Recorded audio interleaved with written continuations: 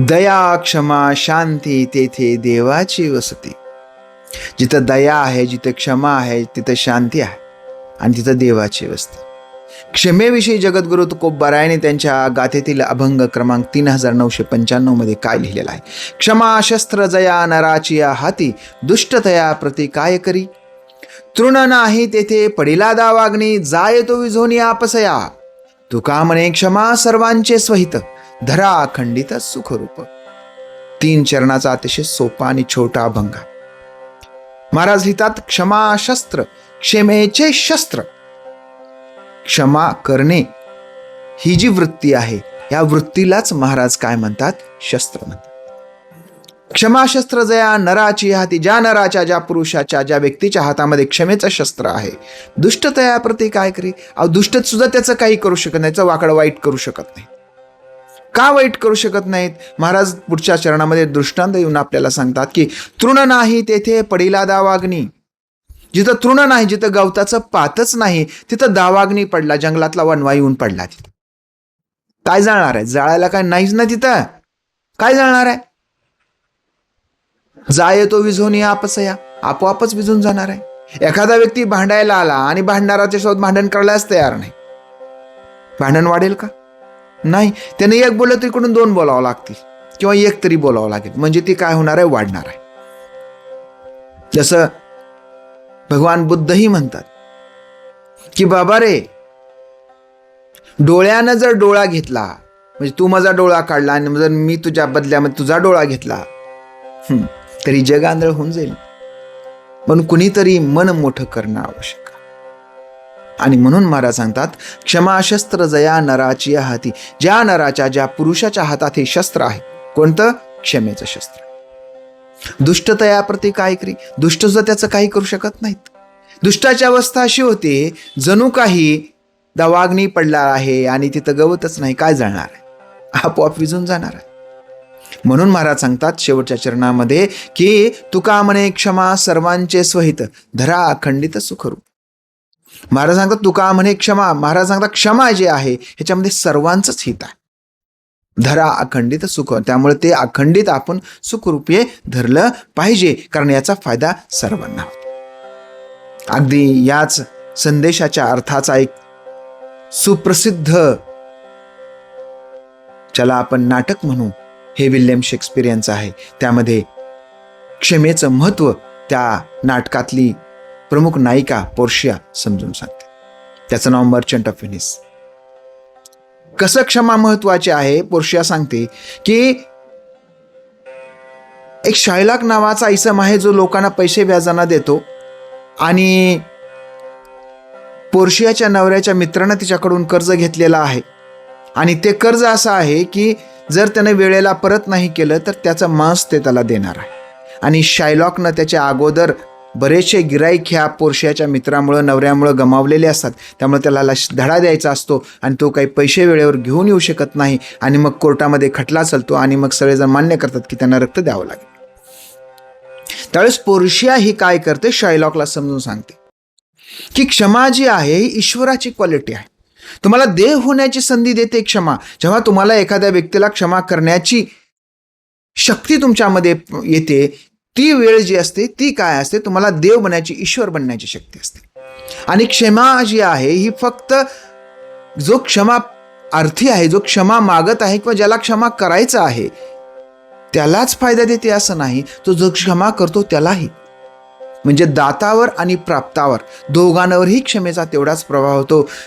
ज्याची क्षमा केली जाते त्याला नवीन आयुष्य मिळतं, तर जो क्षमा करतो त्याला तो क्षण तो ईश्वर असल्याचा त्या ठिकाणी तो आनंद उपभोगतो. म्हणजे क्षमा ही दुहेरी तलवार आहे, दोघांनाही फायदा देणार आहे. म्हणून जर जगाचं नंदनवन करायचं असेल तर सर्वात मोठी गोष्ट समाजातील लोकांनी केली पाहिजे, म्हणजे चुकांना लोकांच्या क्षमा केला पाहिजे, माफ केलं पाहिजे. आणि हेच येशू ख्रिस्तांनी सुद्धा केलं की त्यांनी ईश्वराला सांगितलं की हे देवा, ह्या लोकांना माहीत नाही की हे काय करतायत, त्यामुळे तू यांना क्षमा कर आणि यांच्या पापाची शिक्षा सुद्धा तू काय कर, मलाच दे. जसं जगद्गुरु तुकोबाराय सांगतात तुका म्हणे क्षमा सर्वांचे सोहित, सगळ्यांचं हित करते ही क्षमा. धरा अखंडित सुखरूप. म्हणून क्षमेची जी वृत्ती आहे ही सुखरूपपणे धरा आणि मग बघा तुमचं जीवन कसं सुखी समाधानी. ज्या पद्धतीनं विल्यम शेक्सपियर हे मर्चंट ऑफ व्हेनिसमध्ये सांगता आहेत, जगद्गुरु तुकोबराय या अभंगातून सांगतायत, जैन धर्माचं तत्वज्ञान क्षमा वीरस्य भूषणम. क्षमा कुणाचं भूषण आहे? वीरांचं भूषण. जेवढी मोठ्या पापाला आपण क्षमा करू तेवढी मोठं पुण्य, म्हणजे तेवढे मोठं शौर्य तुम्ही गाजवलं असा त्याचा अर्थ असतो. म्हणून जैनिझम मध्ये सांगितलं क्षमा वीरस्य भूषणम. क्षमा हे वीरांचं भूषण आहे, कारण ती पात्रता ही फार कमी लोकांना आणि अतिशय क्षमतेनं ती मिळवावी लागते. आणि पुन्हा तेवढं मनही मोठं असलं पाहिजे. आपल्या मनावर दगड ठेवून लोकांच्या पापांना आपण क्षमा केलं पाहिजे. ज्या पद्धतीनं जैन धर्मामध्ये, बौद्ध धर्मामध्ये, त्याचबरोबर जगद्गुरु तुकोबराय सांगतात, अगदी तसंच विल्यम बेक त्यांच्या पॉइझन ऑफ ट्रीमध्ये क्षमेचं महत्व काय आहे हे आपल्याला सांगताना दिसून येतात. पाहूया काय लिहितात William Blake. I was angry with my friend. I told my wrath did end. I was angry with my foe. I told it not, my wrath did grow. मला माझ्या मित्राचा राग आला, मी त्याला बोलून दाखवलं, हे तुझं काय वागणं बरोबर नाही, तू हे बरोबर केलं नाही, मला ते आवडलं नाही, असं केलं तर जमणार नाही. आणि माझा राग गेला, माझ्या रागाचा त्या ठिकाणी निचरा झाला. आय वॉज अँग्री विथ माय फो. माझ्या शत्रूचा मला राग आला, माझ्या दुश्मनचा मला राग आला. आला राग, माझ्या शत्रूचा मला राग आला, पण मी त्याला माझ्या मित्राप्रमाणे बोलू शकलो नाही. आणि मग माय रॅथ डिड ग्रो. आणि माझा राग काय झाला, वाढतच गेला. म्हणून जगद्गुरु तुकोबराय म्हणतात की क्षमा करा. कवितेचा पुढचा भाग असा आहे, and I watered it in fears night and morning with my tears, and I stunned it with smiles and with soft deceitful wiles, and it grew both day and night till it bore an apple bright, and my foe beheld it shine, and he knew that it was mine, and into my garden stole when the night and veiled the pole. In the morning glad I see my foe outstretched beneath the tree. आणि हा जो माझ्या मनामध्ये राग निर्माण झालेला आहे ना, ह्या रागाला मी काय केलं, I watered it in fears and tears.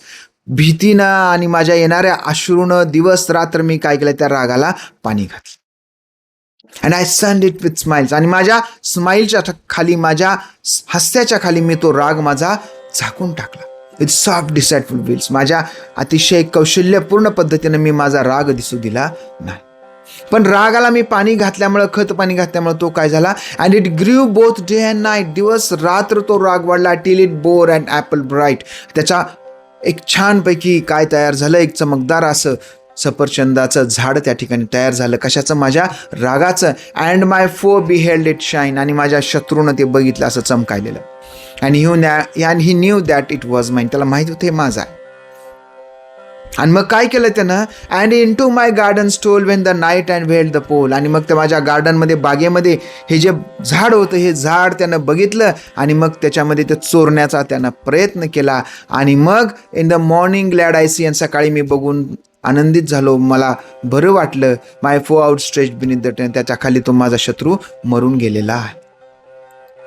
म्हणजे क्षमा जर नाही केलं ते एकतर तो जाणार, नाही तर आपण जाणार. त्यापेक्षा क्षमा करा आणि मोकळे व्हा. गौतम बुद्ध एका ठिकाणी चालले होते, लोक त्यांना शिव्या देत होते, तू असला, तू तसला, तू तसला. पण त्यांना राग आला आणि लोकांनी विचारलं, तुम्हाला राग नाही आला? तुम्ही मला दिलं पण मी काही घेतलंच नाही. मग ते कुणाकडे गेलं? परत तुमच्याकडेच गेलं. आणि तुमचाही मला राग नाही, कारण तुम्ही तुमच्या कुठल्या विषयानं बोलत आहात, कुठल्या संदर्भानं बोलत आहात, मला त्याच्यात काही देणं घेणं नाही, मला त्याच्यानं काही फरकही पडत नाही. त्यामुळे मी तुम्हाला क्षमा केलं. म्हणूनच त्यांना भगवान म्हटलं जातं. अशा पद्धतीनं जे बुद्धांनी सांगितलेलं आहे, जे विल्यम बेक सांगता आहेत,